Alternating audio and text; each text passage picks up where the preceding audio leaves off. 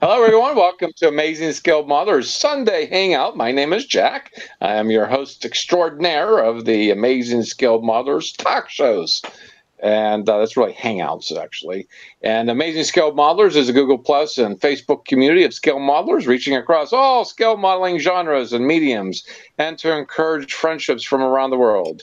Today, we hope you will find it to be an important source of information about the hobby, hear about something new, and see firsthand the skill modeling experience. Joining me today are the usual suspects to help me kill time and doing all these other things as well. And if you want to join us, live chat is open. If you're watching, obviously live chat is right there off on the side there on the YouTube channel. So bring your questions, comments, all are welcome today. Don't forget to subscribe, comment, and make suggestions for future subjects to be yacked about, chatted about, and I should say, well, there's a lot of other euphemistic words I could use, but it's a rated G movie, I think. So anyway, yes, our Facebook community and our Google Plus community. It's just we like, if you'd like miniatures, figures like Warcraft, Warhammer, Warcraft figures. I don't know which one's which. I'm not a big nerd on that one. Even if you're a comic book superhero guy, I mean, we would like to, have you, join too, because you're was the creative minds. This is where the creative minds gather. But if you are certainly a maker of models, whether it be scratch build, paper, plastic, wood, any genres from sci-fi, real space. In fact, real space is one of real space, meaning, something that's real, like SpaceX or NASA or the European Space Administration, that sort of thing. That's one of our community builds. And the other one is a wood build, because that's, after all, where scale modeling got its start. Not plastic. Plastic wasn't invented in the late 1800s. But wood, I think, had been invented by then, including the wheel, I think. So that's going to be that's another one of our builds, as well as what build? Oh, naval, naval or navy or something that floats on marine water. Subjects, yeah. Yes, marine subjects. Yes, I did a Corsair. You can't say an airplane is naval, but certainly they did reside on aircraft carriers back during World War II. So it's a pretty expanded definition, just so that it involves as much as you can muster. So those are what we're building. I don't think so much are genres or mediums. I think is a better way to say it. It's sort of like the Long Island one that I watch on TV, medium. And, well, no, that's not right either, but you know what I mean.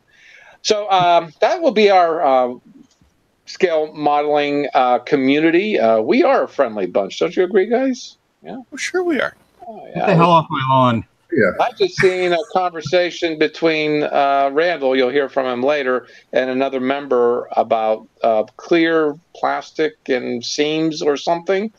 And they had a chat about it on the Facebook community and basically ironed out what needs done, because Randall had the expertise, another member had the question. So, I mean, if you combine all our experience in skill model, I think you're talking more about hundreds of years, and that's only Jay's portion. So, and Jay's with us too. So, anyhow, tonight I think we're going to talk about other than talking about our little projects that we're doing right now. We'll quickly get through them, and also we'll do some screen shares, maybe, perhaps.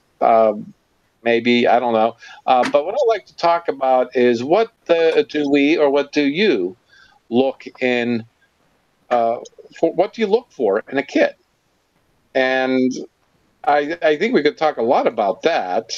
So you over there at the chat, hi, George. Hi, Phil.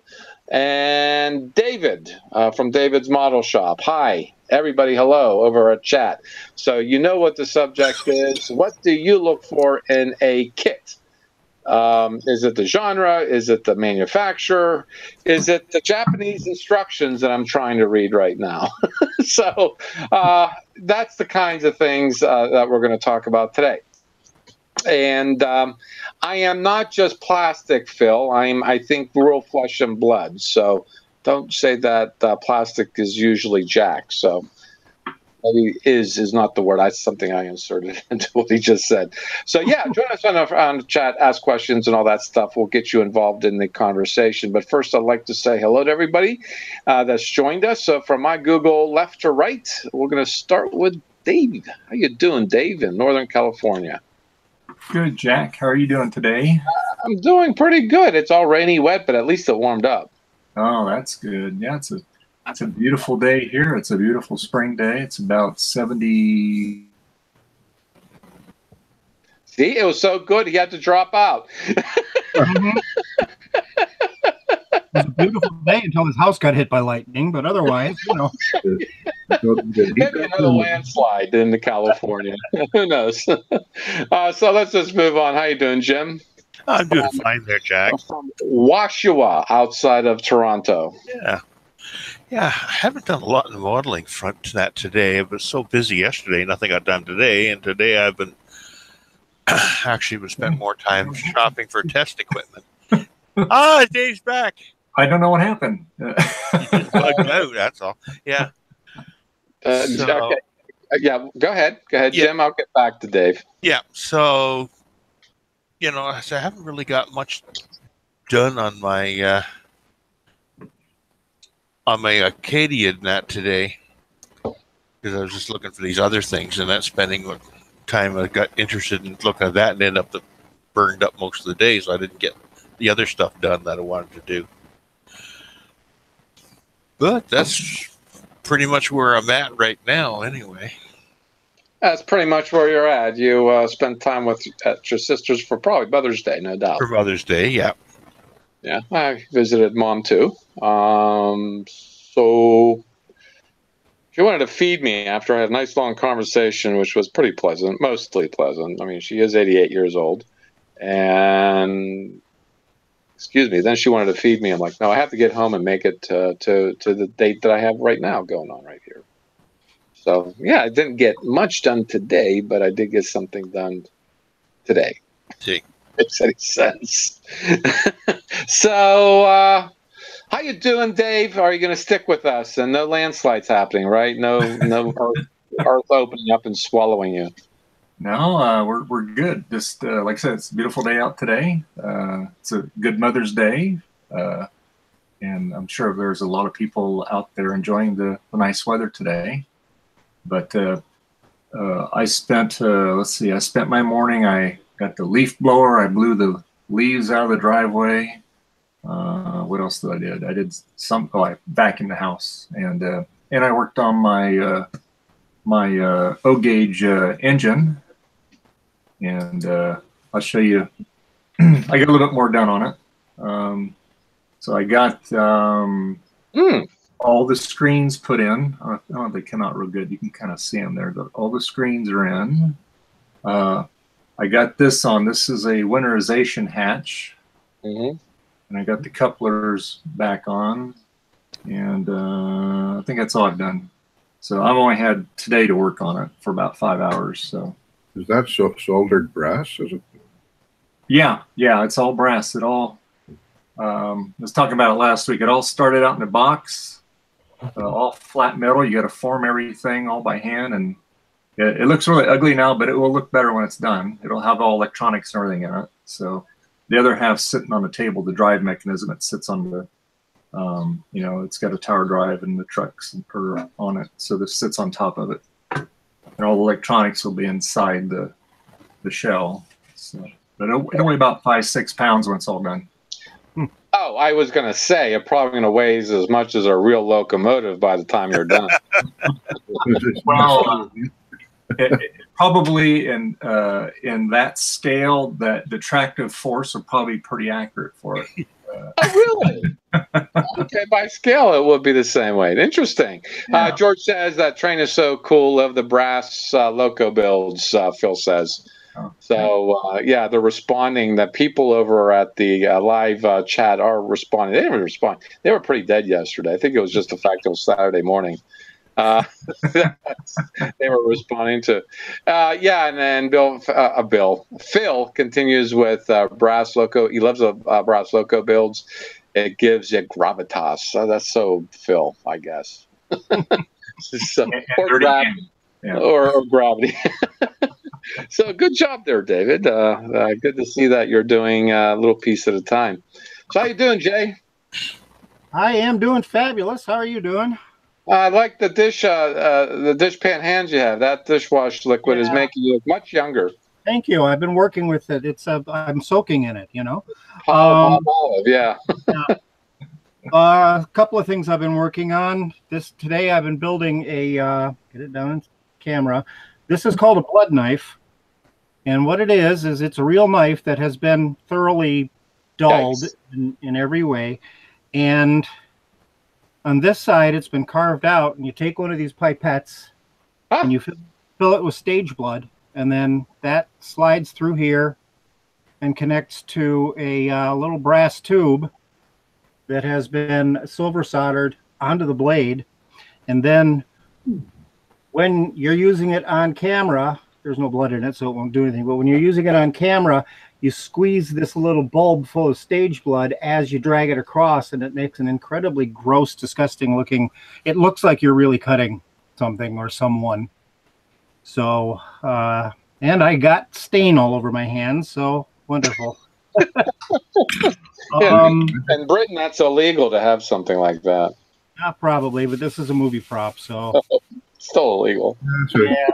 Looks like a bread knife. We're okay with that. A butter knife, I think you draw the line at the butter knife stage, huh? Well, this is technically a butcher knife, so it's a kitchen knife, so that be able to have something. I remember telling you last time that I'm working on the Gemini, the Revell Gemini for the space build. This is the accurizing kit I was talking about. This has replacement for most of the control panels and things like that. It's also got brass, so you can just do, make everything look right. These are, the ejection seats have quite a few parts and everything. It's a really nice accurizing kit for that, and it's made specifically for the Revell model, and the instructions are on a DVD that it comes with. So I am kind of excited to get going on that.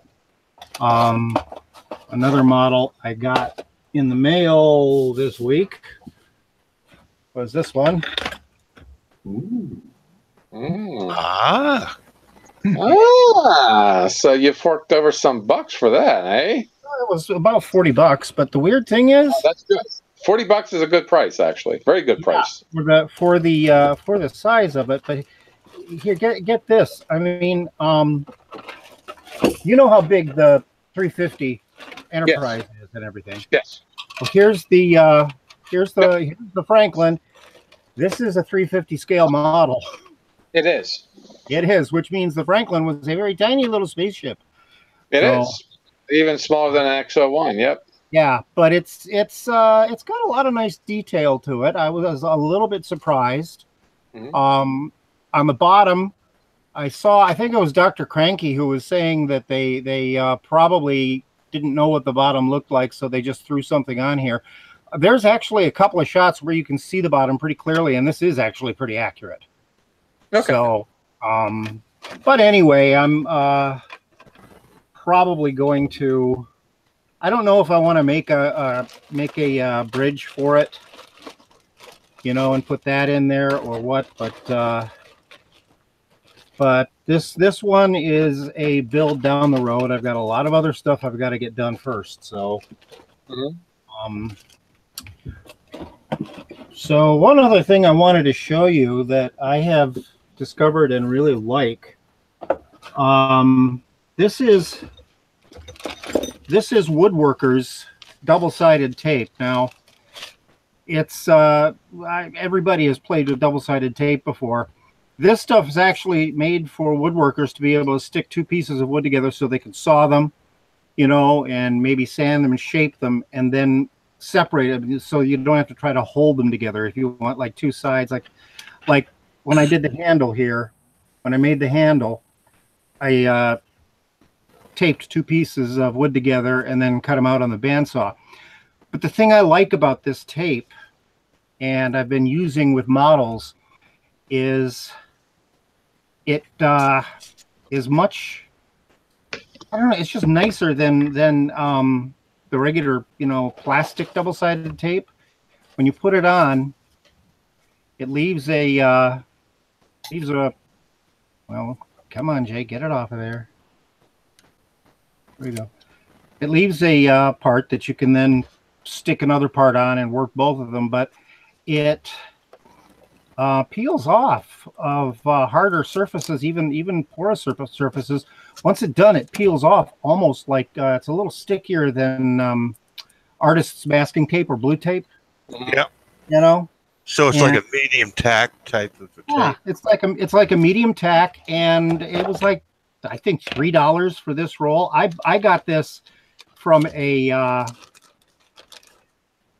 what the heck was it? It was a woodcraft supply company, but something like Lee Valley or something like that. Yeah, it wasn't Lee Valley, but it was that kind of place. But it was not very expensive, and I'll tell you, I know I'm going to be ordering more of this because, to be able to stick together spacecraft hulls or whatever, in order to be able to maybe sand them or paint them or get them to look exactly right, and then to pop them apart easily, that appeals to me.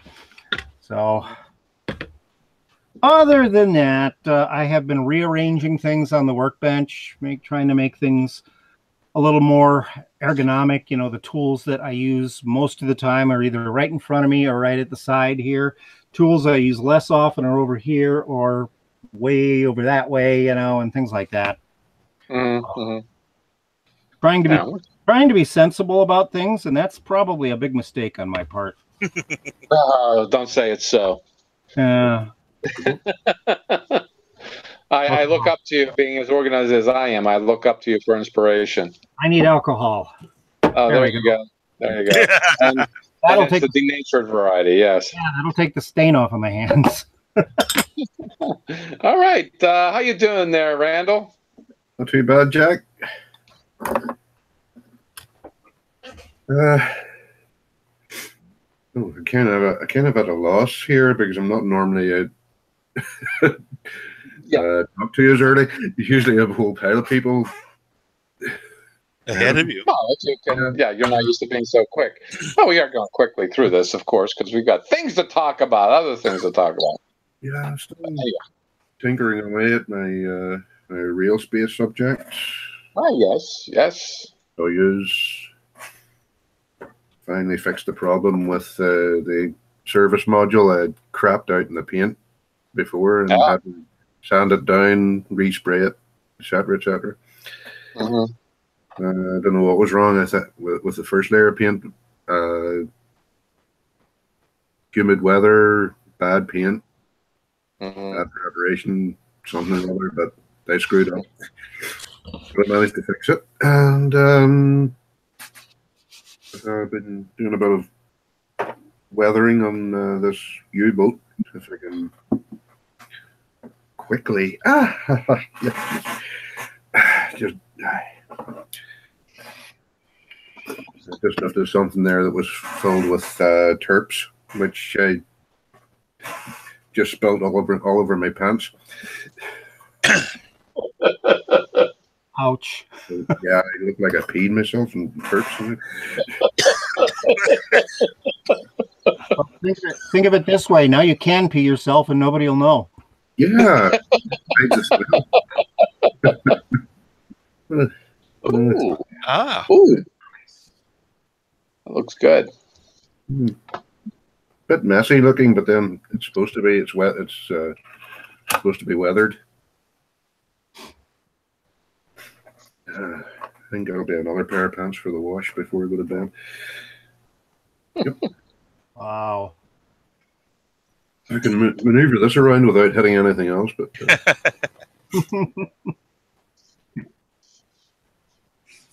Looks nice.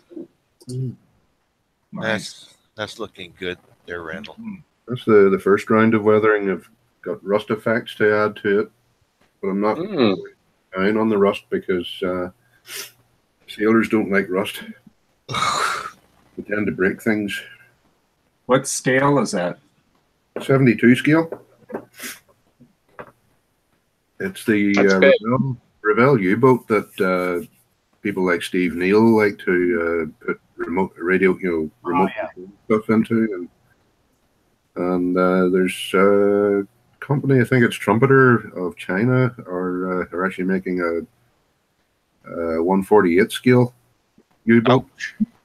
Yeah, that would be really hard to maneuver around without breaking things. But yeah, apart from that, that's me. Okay, that's you. All right, and as I was saying yesterday, and across the pond, I got my ultra thin, and I'm going to pick you all up. So, hope you are not going to get a little sick here. Everybody start leaning over to the left and working on my real space build 2. That is the dish on the Voyager unmanned craft, and that's the body of it right here. There was some painting involved, and this is all hand painted so far. It's not primed. I was just telling Jim earlier that there's such little paint on this, and all the parts, being that it's Hasegawa, is that right? Yep, that's it. Hasegawa kit. All the parts are molded in their correct colors, and all that, like that silvery grill, just needed painted, and then there's gold on there, just needed painted. But everything else, here's an instrument, something or another. I got painted a little bit, but it's just a copper. It was painted. Let's see if I can add more light to this. I'll wash it out. Yeah.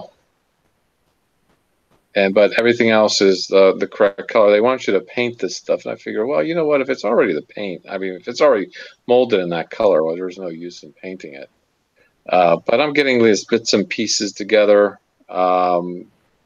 And just now I was trying to work through this. This is raised pieces here, raised rails. And I use a cider brush to paint them.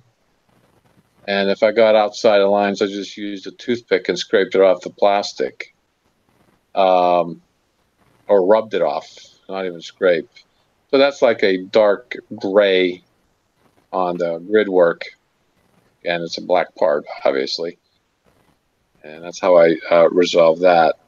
So then, yeah, well, today was Mom's day, so I didn't spend too much time working on it. I did a little this morning to work on it. Got up early again. But, yeah, I mean, I thought this kit would go together faster, but it's not. I'm just taking my time. That's what it is. Yeah, so let's get into the topic for today. It's actually Phil said that what he looks for in a kit is multidimensional here. He says plastic. Usually, he looks for a plastic kit, and he continues to say, well, he agrees with George when George said whatever strikes my interest at the time, and of course Phil concurred. Same with him. If it finds it really interesting, I can afford it, he'll probably go for it. And he also makes sure that he can conceal it from his wife. I don't know, that's looking for something in a kid, but I guess so. And well, even Ken showed up to say hello. I don't think Ken does kits necessarily. He just buys a big sheet of styrene and makes his own models, and that's does a lot of scratch build. And what else is going on in that you have live chat? Randall's flammable trousers. You know, Phil, you have so much comments to say. You should just join us. But this cheating Jack, what is that? A skill level 1? What, a Hasegawa? I don't know if it's, huh? Does he mean by not painting it, you're cheating? Oh, yeah. Well, yeah, that is cheating, I guess. But if you, hey, I mean, whatever helps you, I suppose. But the only thing is that I think I can be excused from that excuse because, let's see, where's a good example? That's not a good example because it's all like Roman letters and numerals. But they gave you in this kit this really nice little card you can put in sort of a binder. But this is the kind of thing that I'm putting up with. So, George, if you can read that, then I will prime this kit and build it. But if you cannot read that, I am going to build it as I'm building it. He better not know how to read Japanese, or else I'm in a poop creek without a paddle. Pat joined us from Pat's Place. Hello, Crew and Jay, fellow Michiganer. Yep. And then he says, now George says, never mind. As soon as I bring out the Japanese language, and everybody said, okay, yeah, I'll give it to you then. All right. But what I look at really is really the genre. I mean, I genre, and for second for me is actually brand. Japanese kits, hands down, are the best kits because they're engineered or thought out, and they actually have real scale modelers who help design the kits. Designing the kits. Some American and European kits, you scratch your head and wonder, who do they hire as a professional model builder to test these things? Because there's a lot of garage kits out there, and I know Lou, who joins us on Across the Pond, he's done kits before they were released, and he does them because he does painting masks for them. But he also said that he does make suggestions on maybe instructions or parts or whatever to make the kit a better kit. I know he does that as well as develop the painting masks for it. So yeah, I mean, I think who manufactures it is also important. I go for genre first, and then I took a look around to see. Because I did buy a Revell Discovery and Booster Rockets kit that I'm going to do sometime. I have not. I only opened the box, looked at the parts. I haven't really looked at anything as far as the fit goes or how the manufacturer dealt with the kit and the instructions or whatever. But Revell typically does a good enough job for my satisfaction. But again, no comparison to Japanese. Japanese can write everything in Japanese. You can still follow the instructions. As odd as that might sound, because they engineer their kits just right, and they have nice pictorials for their instructions. Here's an example. Of course, this is bleeding out. Let me see if I can cut down on the gain here. So here's the instructions. They use Roman letters and numerals. And the letters are for the sprue identification, and the numbers is a part on the sprue. And they usually do it in order, like down here, they got like 43, 36, and 44. It's on the same sprue. You don't have to go hunting around on different sprues. Yeah, they usually don't mix them up. They usually, if it's a certain letter, it's all that same letter on the same sprue. So Right, exactly. And then in the dark boxes like this 92, and on the key, the painting guide, they do have it in English, but sometimes they don't. You have to kind of figure it out on your own. But I think they're pretty good. But they do have certain symbols, common symbols for, if you get to know what the symbols are for not gluing or press fit only or cut here or something like that. They have some standardized symbols they do use that are important to follow too. So yeah. So genre manufacturers of importance to me.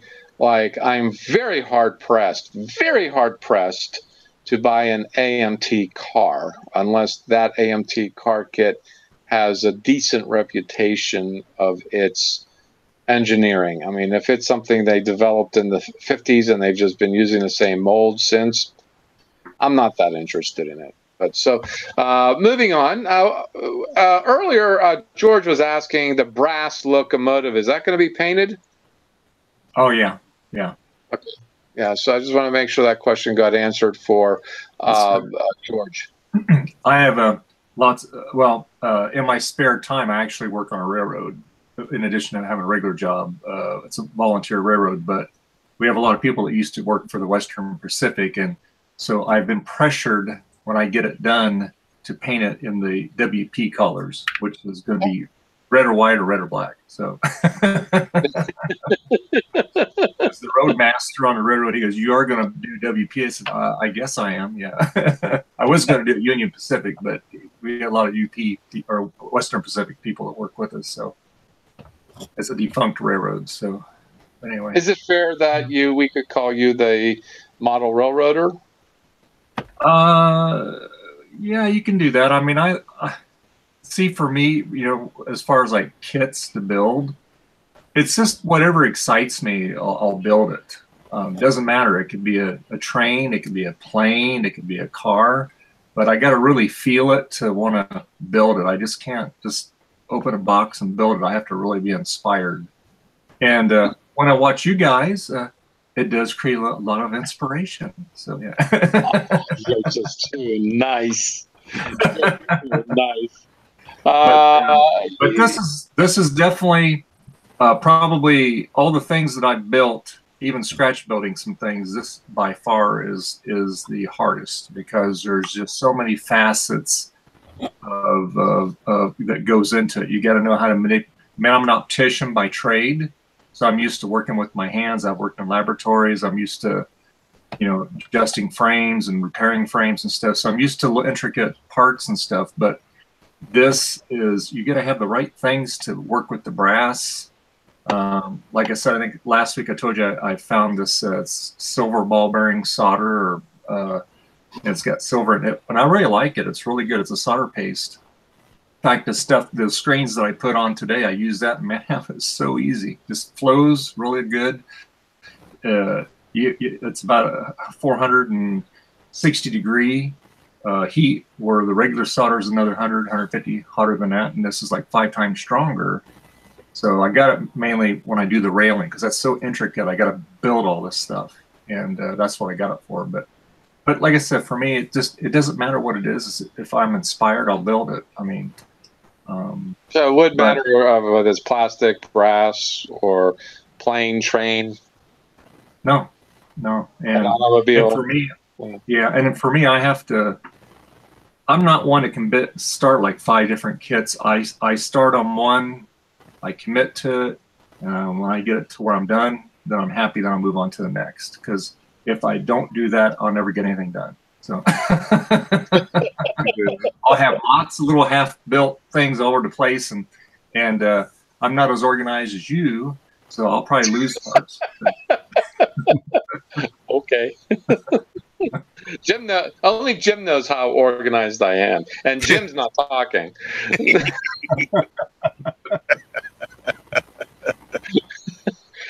So yeah, I mean, you come around. You stay in touch with us. I'm not really. I don't feel that I have a lot of history of your model building like I have with the other guys, but I do know this thing about intricacy about you. You do have that knack for it, because I'd go crazy. I mean, quite frankly, you're doing railing on that locomotive. To me, that would be just maddening. It would. I just know that's you of intricacy. But I didn't realize. I thought you were more of. I always thought of you more of a model railroader, because that's pretty much all I've seen so far. But maybe it's fair to say that once you don't look, or in other words, you stay committed to what you're doing, and your eyes aren't roving around to look at the other women. I mean, the other model kits.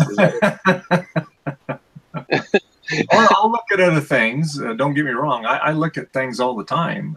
But like I said, I just kind of get absorbed into this, and then I get it all wrapped up. Because like I said, I got so many elements. I mean, this is basically, like I said, it started out in a box, all flat pieces of metal, and it's to where it is now. But there's electronics that'll be involved in it, and hooking that all up and programming it and stuff. So And when it's all done, it'll be beautiful, you know. But hey, maybe by Yeah, 8 Pat months. almost agrees with you. Pat says spend 2 weeks on each build and never start the next build until they complete the one they're working on. And I guess, yeah, I have roving eyes, Pat. I guess you don't, um, but you seem very committed to your builds too, from what I gather. I am. Yeah, I You just. are. You started that thing a while ago, and I'm thinking to myself at the time, I ain't gonna get done. There's no way he's gonna follow through with it. Now I'm starting to eat the brass, so to speak. I'll send you some. I'm sure you would. How about you, Jim? What's with your choices of kits? What's kind of priority for you? One priority, first of all, again, is what's the subject that I'm keen on at the time, or the topic that I'm working on. One's for that, and I like kits that have detail. I'm not great with simplistic kits.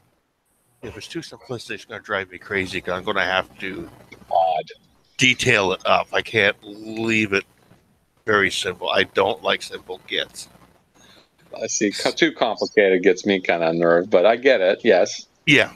Well, complicated don't bother me. I mean, to me, that's a challenge. But and that doesn't matter whether it's you know, whether it's a styrene kit or a paper kit and everything else. I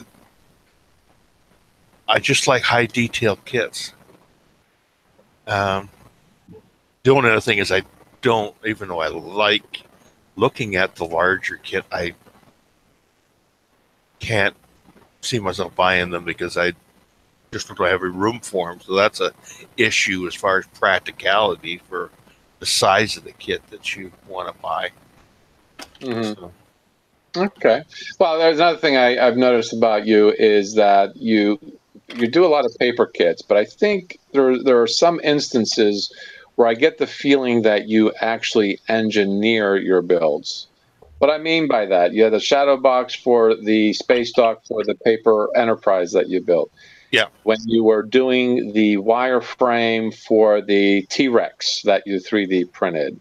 yeah, And then even the motorcycle that you 3D printed, there's this level of engineering that you do, being that was your trade, although you were a communications engineer, a radio engineer.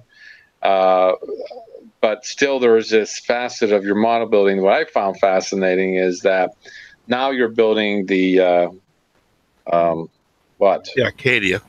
The Acadia, and you're mechanizing it. There's some engineering involved in that. Yeah, So I think the builds, like particularly the T-Rex, seem simple enough. But I remember you talking about going to the museum and seeing what bones actually look like on a yeah, dinosaur, and trying to figure out a patina that you could use to make it look like bones. But the thing that got me was how you engineered such a simplistic, clean, sturdy wireframe for that skeleton. I thought that was fascinating. And when you've shown it, is like, where's the frame? There's only like what, 2-3 poles holding it up. yeah. But you've done a lot more than that. So Yeah, it's all hidden inside. So right. as with an actual skeleton setup, there's a wireframe superstructure, but it's all buried inside the bone structure, so you don't see it. Just like they kind of have at the museum too, in a way. Yes. Yeah. Okay. Yeah. How about you? Well, Jay, you don't build kits. The first kit I've seen you open up is the Beyond kit. You make your own. Well, I do buy a lot of kits. The first and foremost is, does it strike my interest? Because I'm gonna want a kit that I'm going to enjoy building, and I'm gonna want something that is just going to go along with the things that I'm interested in. You know, that's why I build a lot of sci-fi kits, and I build very few, if any, cars, ships. You know, I don't get into those too much. I do get into World War II aircraft, and that type of thing. But the other thing for me when it comes to a kit anyway is the like Jim said, the detail. I prefer a kit that is, you know, if I can get a kit that has, you know, 50 parts in it and it looks okay, or I can get a kit in the same scale with 500 parts that looks, you know, really phenomenal, that's the one I'll go for if I can afford it.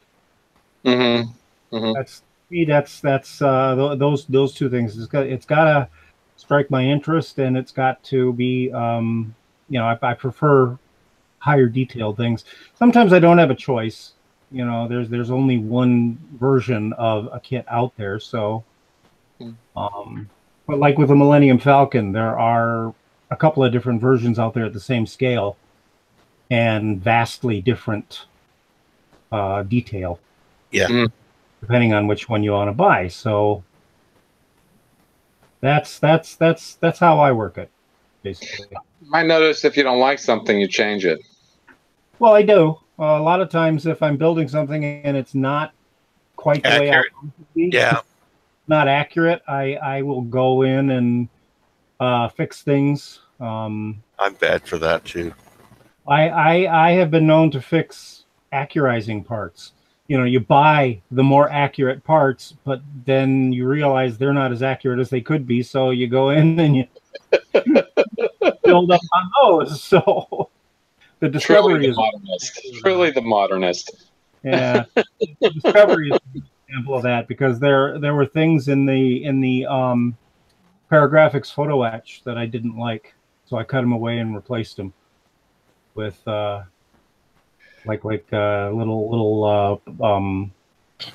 I didn't like the whole back panel of the pod bay deck, so I cut the whole back panel away and built the little things for the oxygen tanks, and built the little fuel tanks and everything like that.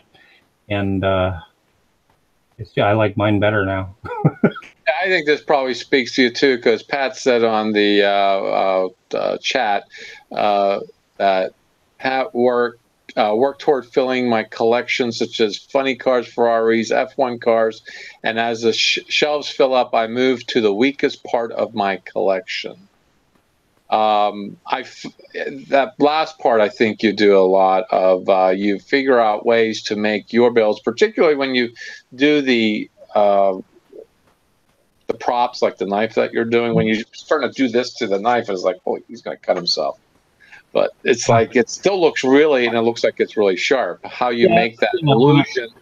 I wanted to make that so that it could be, you know, safely used. No one's going to accidentally cut themselves on it. So it's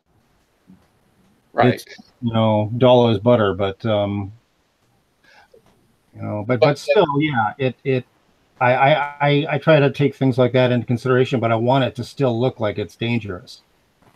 So, well, what I'm saying is that we all have weaknesses in our builds and stuff. You seem to go after your weaknesses too, like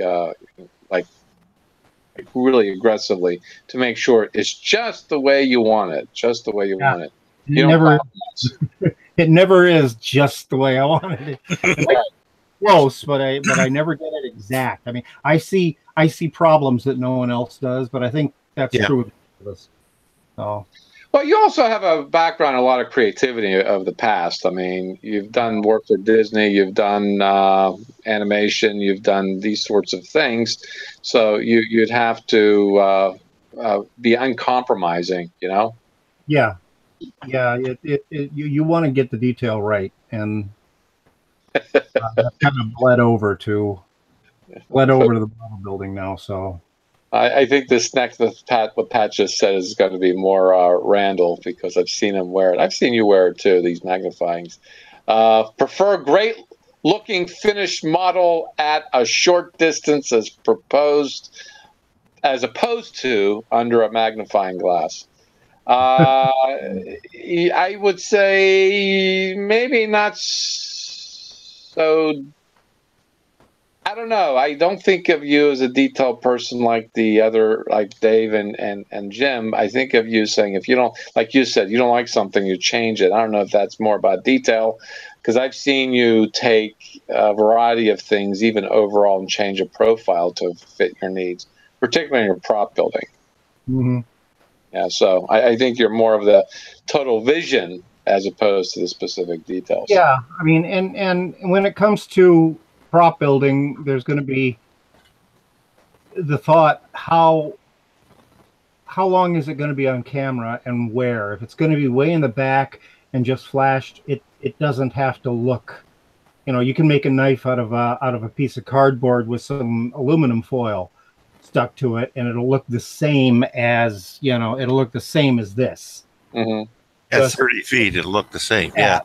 Yeah, and so I think unconsciously, I think, okay, what kind of detail is going to actually be showing on camera? This is going to be a close up, so I want it to be.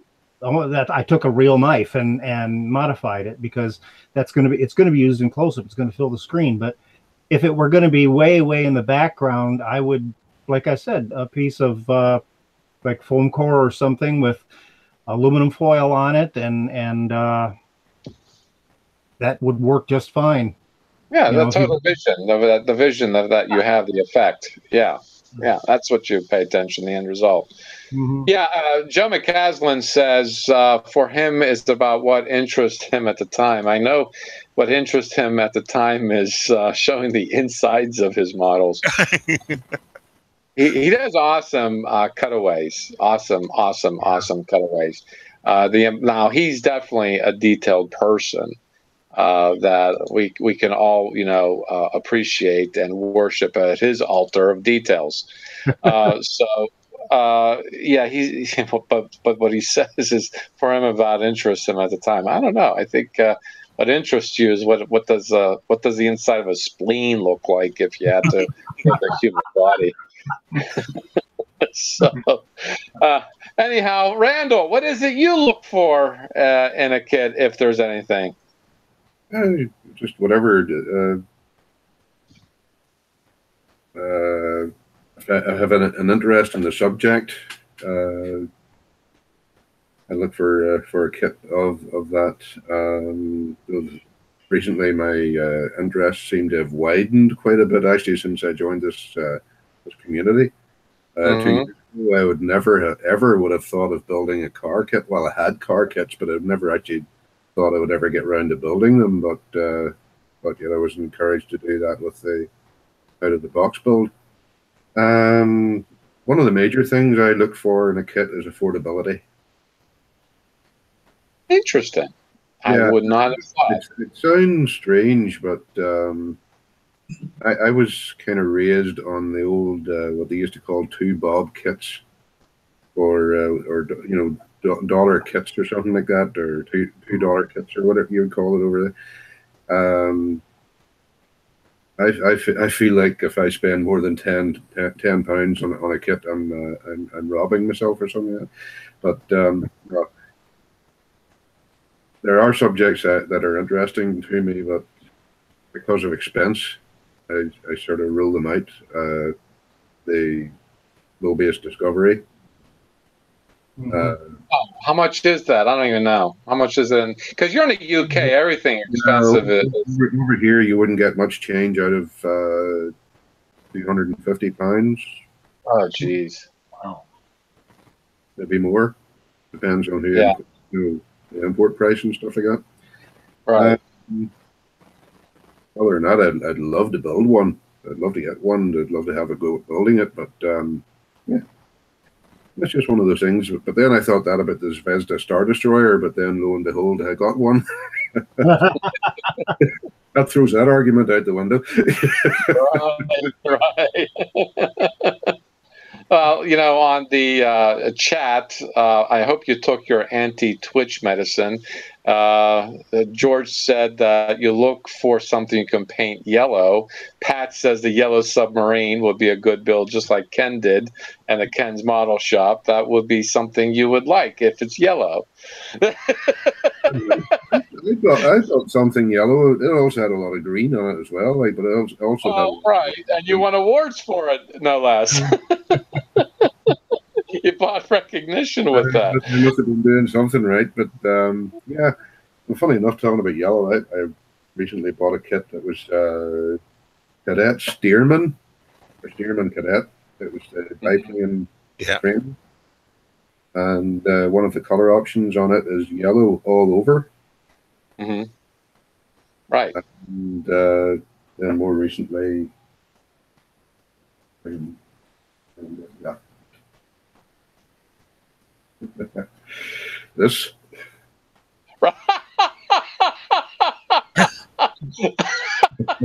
And it's nice. One tiger moth. In the chat, he's got a yellow Airfix.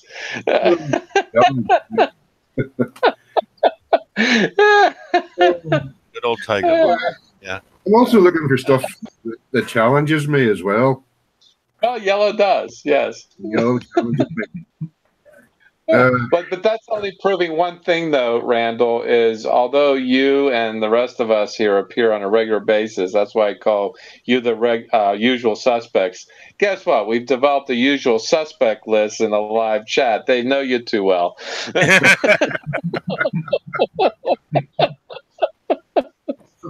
Yeah. It tasks me. It tasks me. Yeah,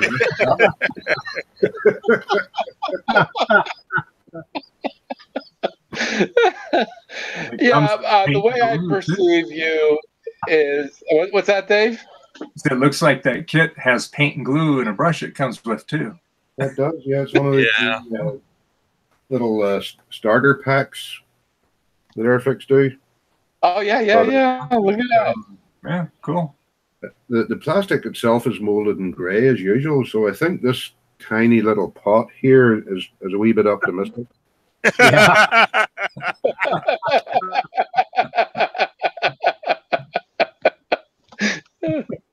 But I the way I see it is, I didn't think it was affordability, but when you said it, it makes sense because you're being in the UK and everything is just stupidly expensive there for, I don't know, taxes, for the reason of taxes.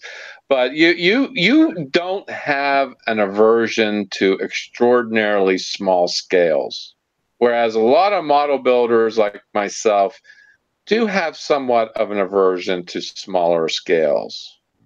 I would like to work on bigger scales, but I don't have the room. You're not going to build another room because you're already in a room that you built. I did kind of build another room, but that filled up very quickly. I started off in the usual what they call the British scale, 72 scale. Yeah. And I progressed to the American 48 scale or quarter-inch scale. Then I peaked, I think, with the Typhoon that I built a couple of years ago at 24 scale. That's aircraft.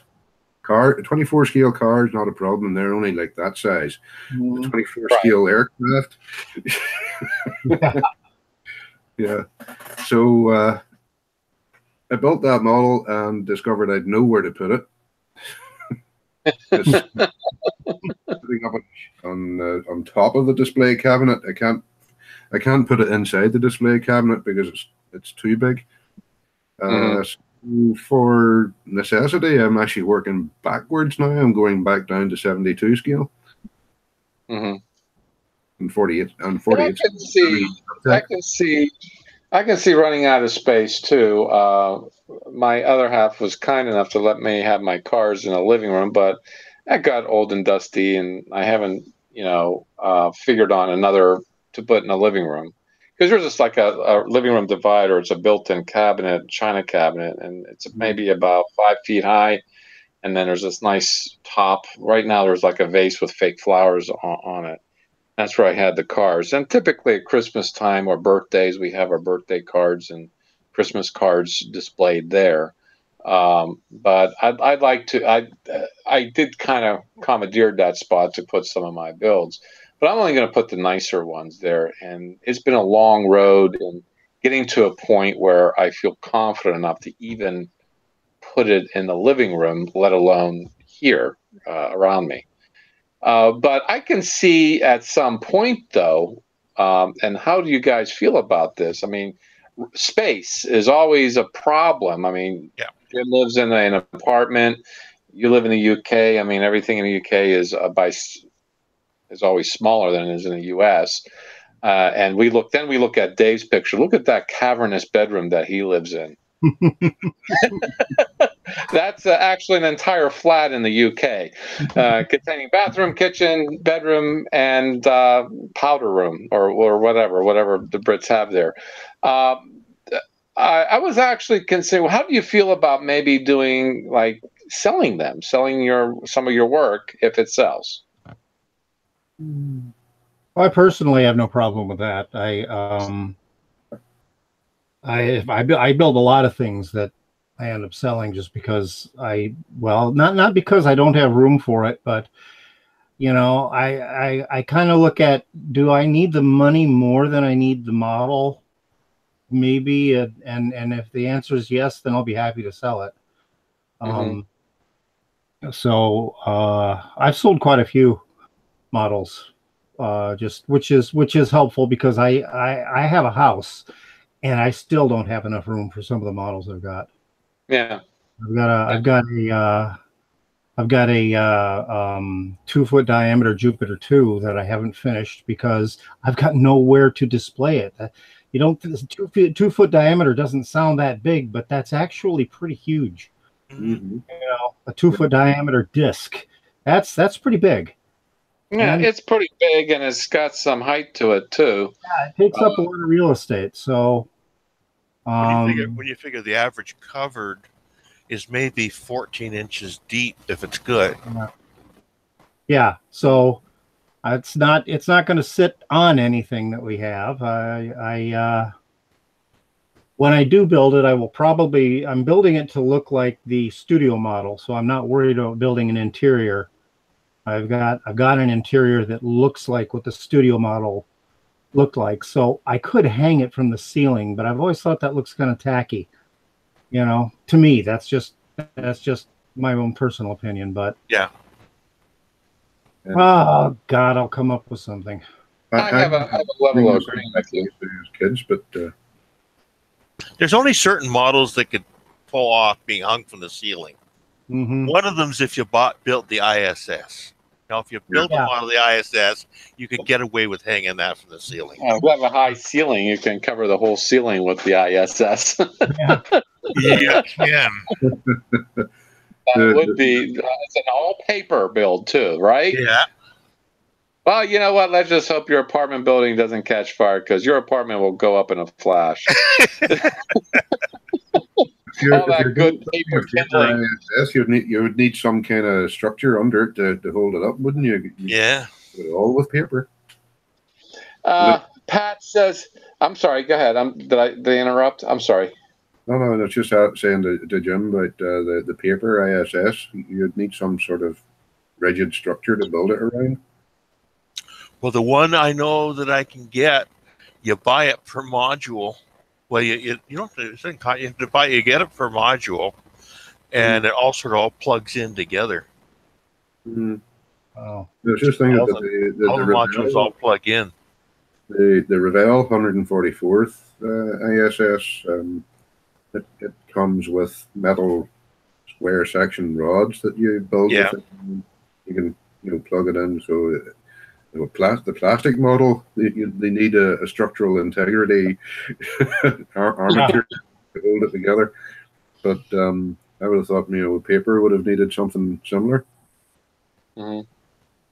Jack, I have got to hit the road, guys. I'm sorry. I'm leaving early, but I have things that I have to finish tonight before 9. So Okay, Jay. I will see everybody later. It's fun to be here. Hey, Bye-bye. Take care. Nice seeing you. Bye. Bye. Well, okay. Now he's gone. Pat said something really funny. Pat went on and on about he chose HO slot cars so he can build a huge layout. Otherwise, his models are 25 scale to allow for more display space. Prefer to build more semi trucks, but cases are hard to find. Much longer. This and Pat, the only suggestion I have: get into some woodworking, make your own display cases. Yeah. As soon as I brought up selling your own work, he just chimed in with triple exclamation points. It's all for sale. And then Joe McCaslin joined us on the live chat. Hi, Joe. So he says he usually gives his away. I don't know, Joe. I think you'll give them away and you'll see them on Etsy or eBay. I'm not so sure. And so Pat also continues to say, this is also very interesting. All of us, except for maybe Jim, is coupled in one way or another. First I got divorced, then he hung the huge scale airplanes from the ceiling. Well,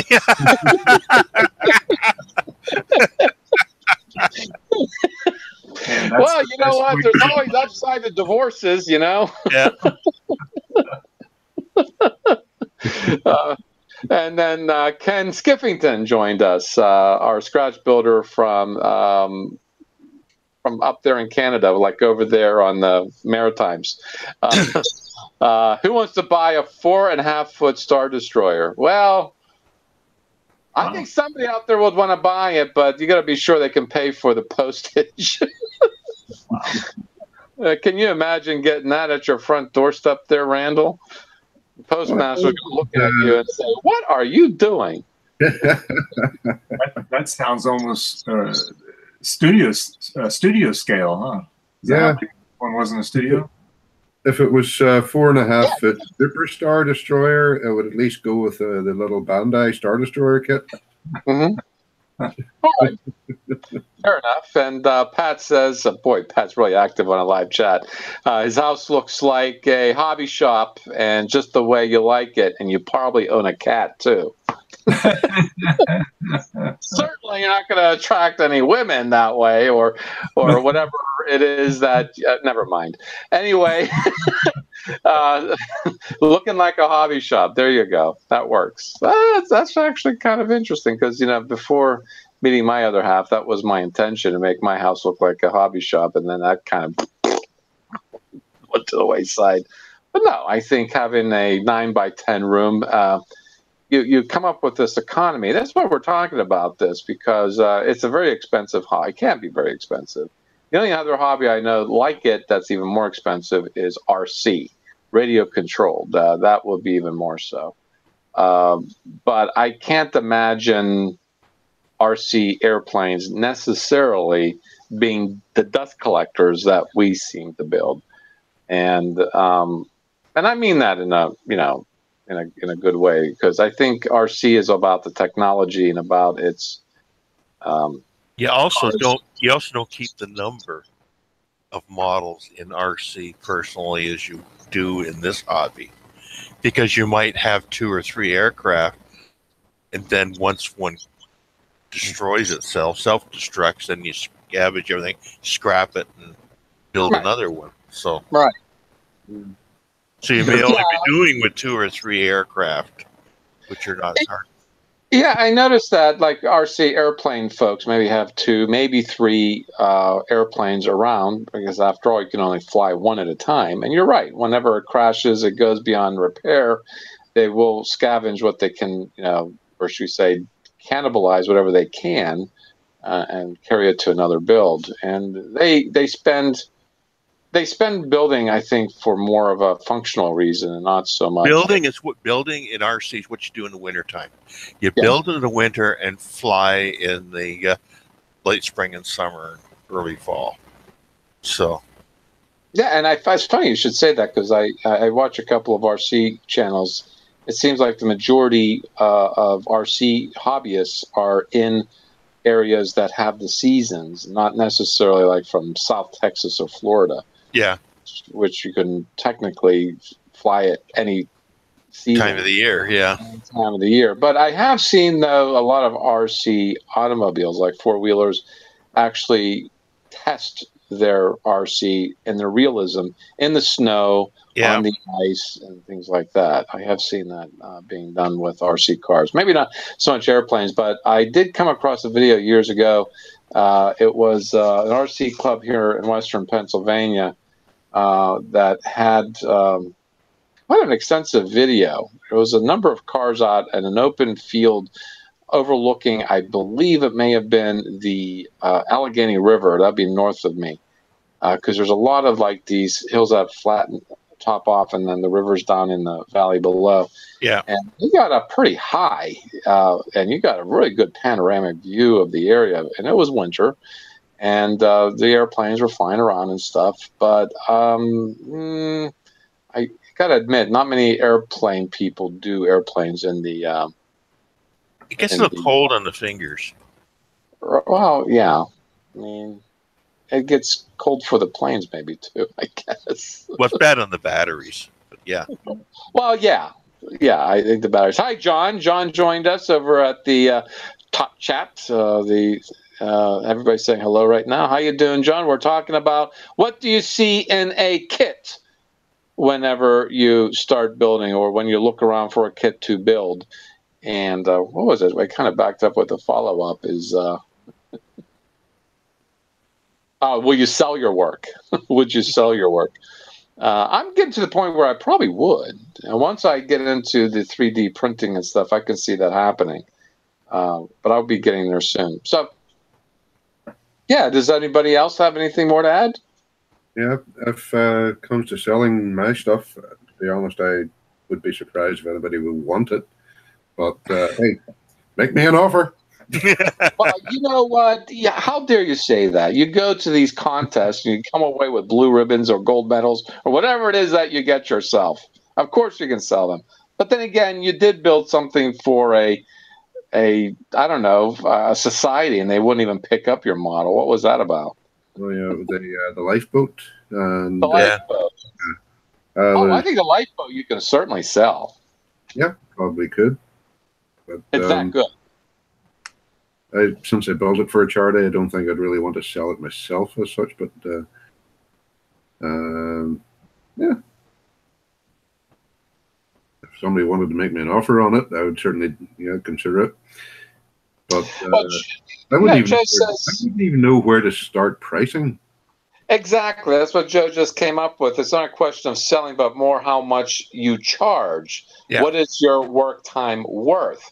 Well, that's true if you're in that profession, but I'm talking about we're running out of space. We got to do something, and I don't have the heart to throw these things away, And the only way I can stay in this relationship if I keep things to somewhat of a nice balance. Yes. Yeah. John says he builds for clients sometimes. Well, okay. But your own builds is something that no client is behind it. And I wouldn't have a finished build. I still have my first model builds that I went since I got back to it 5 years ago. And there's some are downstairs in the basement, some are up here. This room is going to change, so I have more room to display them, so I can look at them and appreciate the journey that I've been on. But I see eventually, like the Falcon that I just got finished, and I have the Revell version. Now that I know how to build it, if I do it again and do a decent job of it, and if my paint comes out better, more satisfactory to my liking, I could see selling something like that, because I think there are a lot of people out there who will buy a Falcon. I think there would be a lot of people who buy real space and maritime and naval things like your lifeboat. There are societies or people who like this stuff. Maybe car people. I'm not so sure about car people, but I know there's people who would like that prize thing in their office or their conversation pieces. And certainly Dave from DJ Model Works, Dave. Yeah, he joined us yesterday. He's done a lot of stuff that are geared to sort of disguise the fact that there's a model in your living room.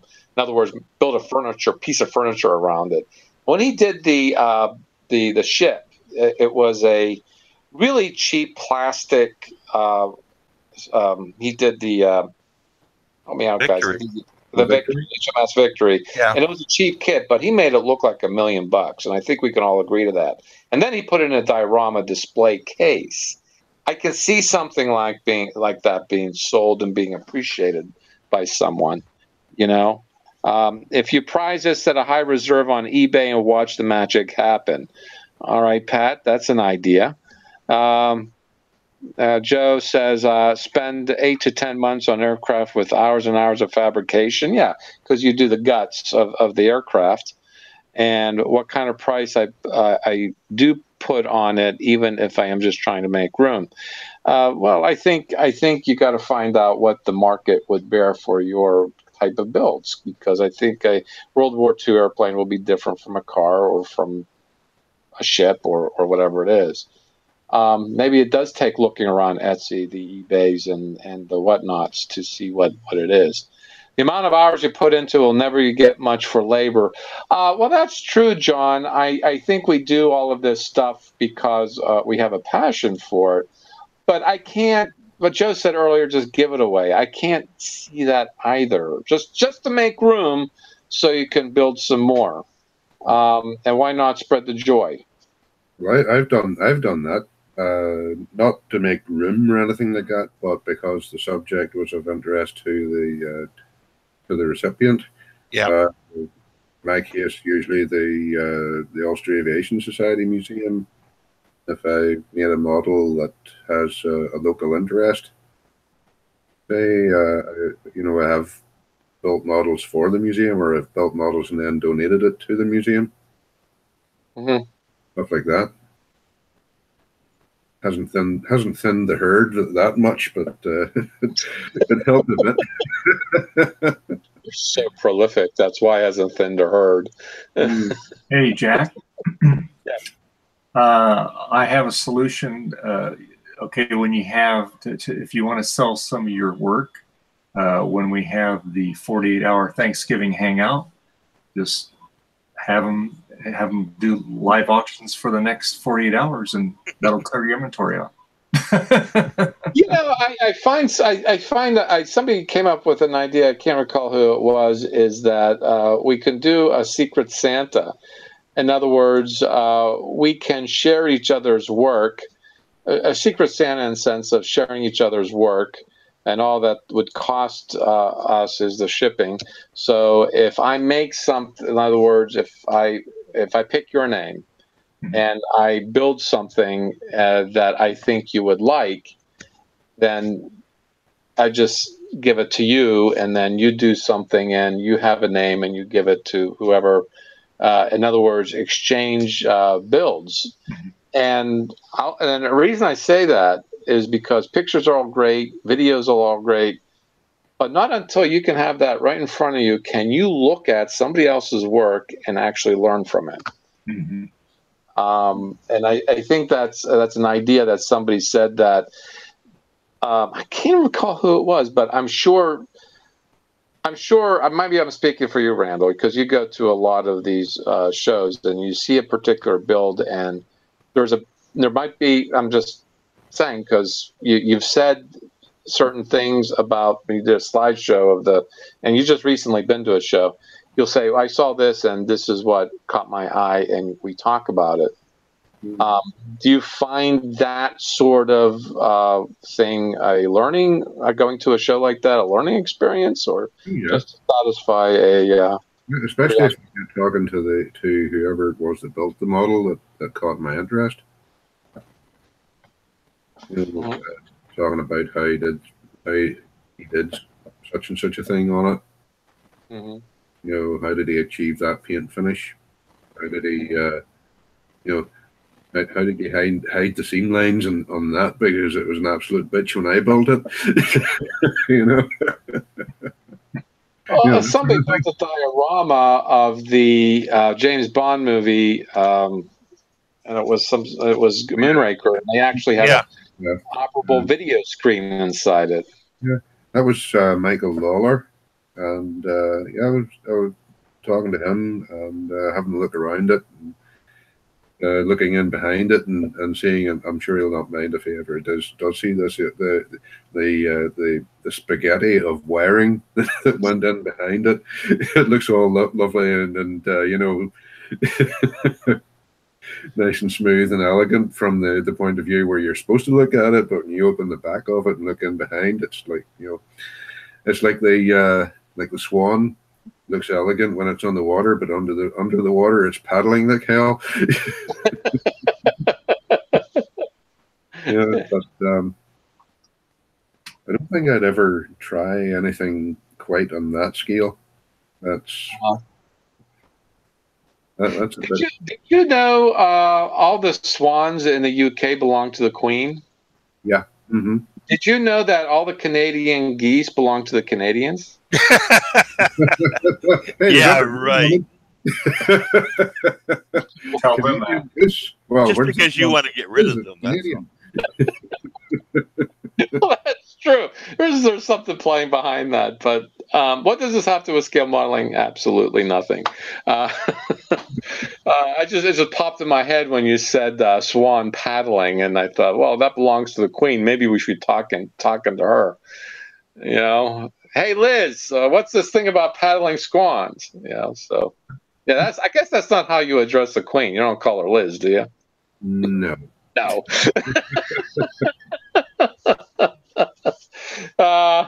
Unless spending a night in the tower, you know, appeals.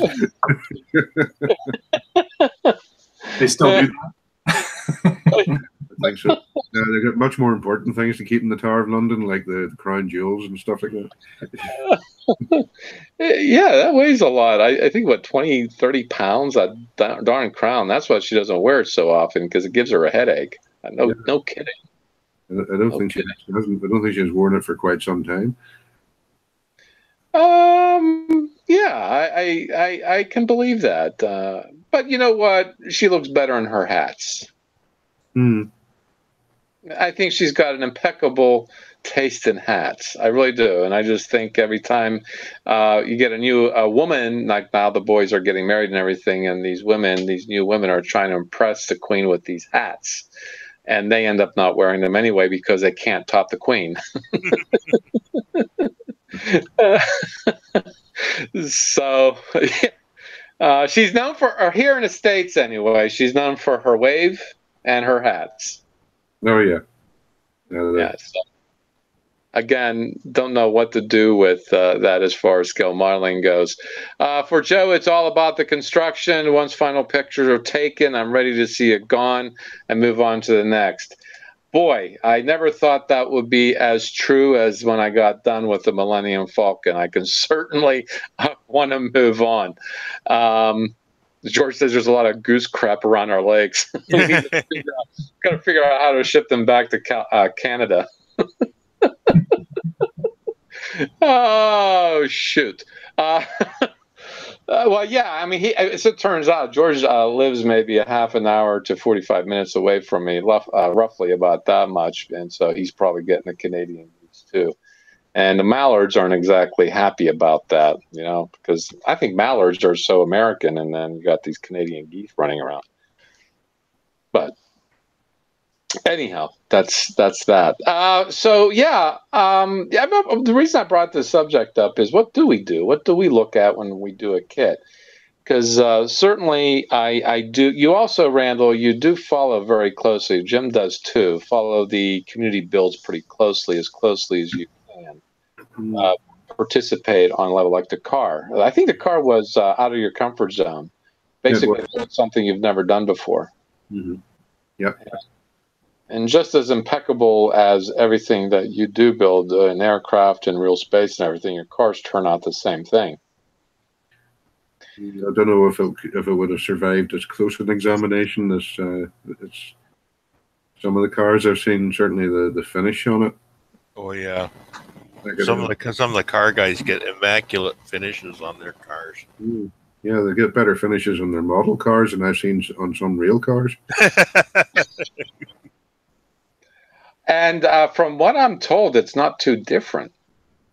Yeah, it's pretty much the same application. You just, layers, light sanding. Yeah, wet Clear sanding, and coat, the whole shebang. Yeah. Mhm. clean cut and stuff like that. Never. Yeah, I think it's pretty much the same process. I think I've gotten pretty good with the cars, especially my last build. The Bullet, I experimented some with that, and it turned out pretty good, better than the others I've done. And yeah, when it comes to a car, I'm going to stick to real duplicolor car paint for the body for sure, absolutely hands down. And it takes a finish so much better than the acrylics that I'm used to using. So basically, all I'm saying is car builds are done in the summer if I do a car build, or maybe build it up to so far as to not to do the body in the wintertime and wait till the summer and get the spray out there. So yeah. Pat wants to join us. He says he's got to figure a way to join us. And keep in mind, Pat, they are tasty. Oh, he's talking about the geese, not about your builds. Oh. Oh, maybe they are tasty. At least we don't have a shortage of Christmas geese, so to speak. I'm sure you can agree to that there, Jim. You got lots up there too, just the same as we have down here. Oh, I'm not a big fan of them either, so don't worry about that. No offense taken. It's always given. So, or just the other way around. I said that wrong. Yeah. So anyhow, that's really our show. We don't have much more to go on. We're running on fumes. That's all I really wanted to talk about today is about these things. And Sundays, I like to pertain it to specific subject matter. And if you want to talk about all about your stuff and other stuff in the communities, Saturday mornings, that would be my Eastern time for the Across the Pond is the time that we talk about our own builds and brag. That's show and tell. That's when we do our own bragging. But like Dave doesn't show up because it's way too early for him in California to join us then. But we allow him to brag. Such a brag. He likes to brag. Isn't that right, Dave? Yeah, you do. Yeah, you do. And Jay only comes around during. You know who I haven't seen this past couple of shows? You know Jim Randall? Heath. Heath was in yesterday. He bugged in for a little while, then just disappeared, and I don't know what happened there. But I think his internet's a little flaky anyway. But you got a point there. One of these days, I'm going to get up early to join Across the Pond. I'm going to surprise you. Oh my God! Yeah, that's going to be okay. It's 8 a.m. here, so that makes it about what 7, 6, 5 a.m. for you. Or you want to get up that early on a Saturday? I don't think so. I get up usually about 5:30. Yeah, every day. All right, shut my mouth. But it's getting daylight by then, so yeah. I got to apologize over everybody at the live chat yesterday. I didn't thank you all. I'm going to thank you all tonight, and that's George. George is the mayor of the live chat, and he knows it. John, thank you for stopping by. Same with Pat at Pat's Place. Joe McCaslin, thank you for joining us as well. Keep up the good builds, and you must be on something really good. Your sharing has been curtailed a little bit. You're doing something of importance. And Bob Busking had showed up, one of our moderators. I haven't seen Bob yesterday either. So I hope you're doing well, Bob. He's probably at work. And that's if you're hearing me right now, you're still tuned in. You're still on break from work. Phil didn't come on air because he said that he needed to get to bed by. He went to bed about an hour ago, in fact. Thank you, Phil, for stopping by, too, and making a few comments on the live chat. Ken Skiffington, thank you. For stop by. He's making a 350 Enterprise, the original series, turning it into the Constellation from Doomsday Machine. Coming from Ken, that's going to be fascinating. We don't need a donk. We have a Heath. I don't know if I should have said that. If Heath watches this, no insult meant. We need you, Heath. I think you'd be better than a donk. I don't even know what a donk is. Heath for president. Oh, yes. Well, yeah, George might be the mayor of the live chat, but he is certainly the leader of the actual Hangouts. He does lead a lot of the conversation. So, yeah, he's a leader here, too. So I'd like to thank you all over the live chat. I'd like to thank Jay, who showed up with us. And also, who else? That'd be you, David, correct? Don't burn your fingers. Don't burn the house down either. So get your brass. You've got brass. You know what's for doing a model like that. So, Jim, thanks for stopping by too. Oh, you're welcome. And keeping me in order, which is not an easy task. And Randall, thank you for stopping by. I know it's late there because John said it's late, and so did Phil. They're going to bed, but you're the hardy one. You're the hardy one. Stay up late despite it all. All right, in 2 weeks we're going to have Across the Pond on a Saturday. That is going to be May 26th. And Sunday 27, that is the day before American Memorial Day. That's like a week after Canada's Remembrance Day. Happy Remembrance Day there, Jim. Victoria Day. Victoria Day. I thought it was Remembrance Day. No, it's Victoria's. Remembrance Day for us is November 11th. But that's... Victoria Day. So you celebrate the Queen, Victoria? Yeah. Okay. That was in that era that Canada became established. Am I correct? Yeah. Oh, that makes sense. Total sense. I thought you remembered that. I thought it was the other way around. But then again, I'm just a dumb American. What do I know? Join us in a couple of weeks for more Across the Pond, more about the hobby then, too. And Sunday, 2 weeks from today, also about maybe something specific like we did today. And after that, I am going to Wonderfest. And if you are all going to Wonderfest, I hope to see you there. I don't know what you look like, so you got the advantage on me. So if you see me and don't like me, you can still say hello and maybe, I don't know, do what they do in Dune and spit at my feet. So just we'll talk to you all later, and happy modeling, everyone. Bye. Good night. Bye. Good night.